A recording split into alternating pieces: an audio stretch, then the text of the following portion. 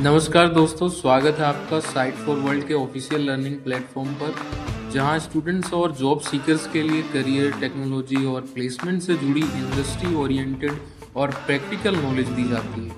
अगर आप अपनी स्किल्स को नेक्स्ट लेवल तक ले जाना चाहते हैं तो आप बिल्कुल सही जगह पर आए हो। चलिए शुरू करते हैं आज का इम्पोर्टेंट सेशन।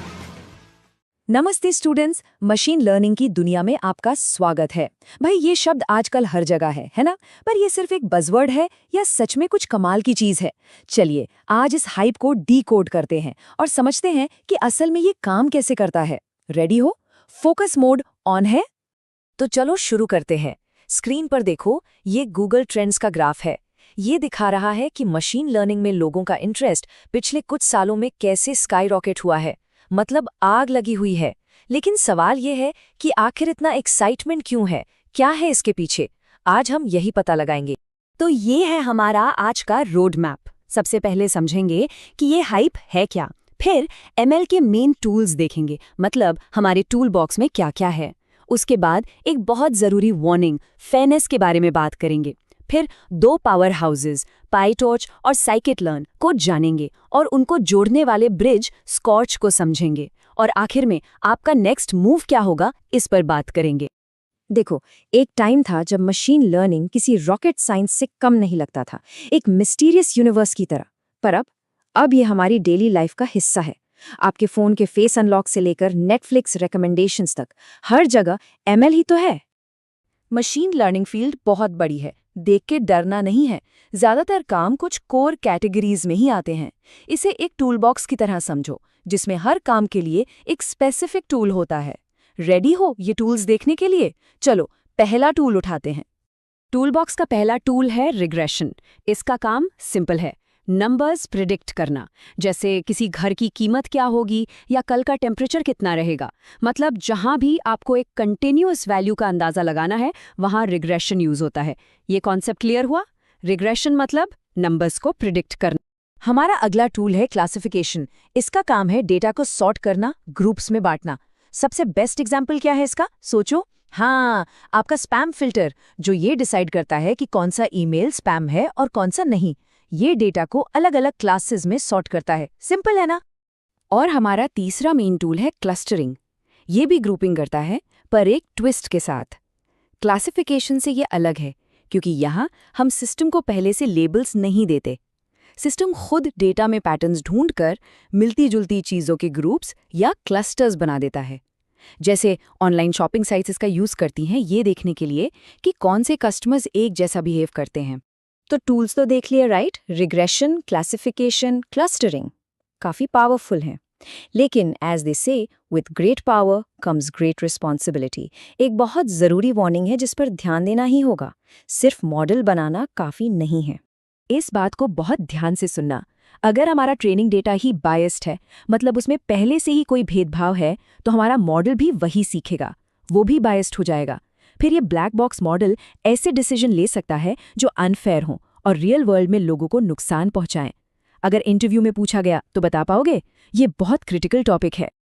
ओके, फेयरनेस वाला टॉपिक थोड़ा हैवी था, बट ज़रूरी था। चलो अब वापस प्रैक्टिकल टूल्स पर आते हैं। अगर आप एमएल में सीरियसली काम करना चाहते हो, तो ये दो लाइब्रेरीज आपके बेस्ट फ्रेंड्स बनने वाले हैं, पाइटॉर्च और साइकिट-लर्न। अब इन दोनों का रोल अलग अलग है।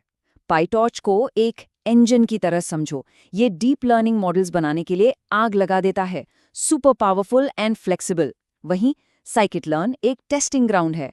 इसमें मॉडल को इवैल्यूएट करने, सिलेक्ट करने और ट्यून करने के लिए बेस्ट इन क्लास टूल्स मिलते हैं।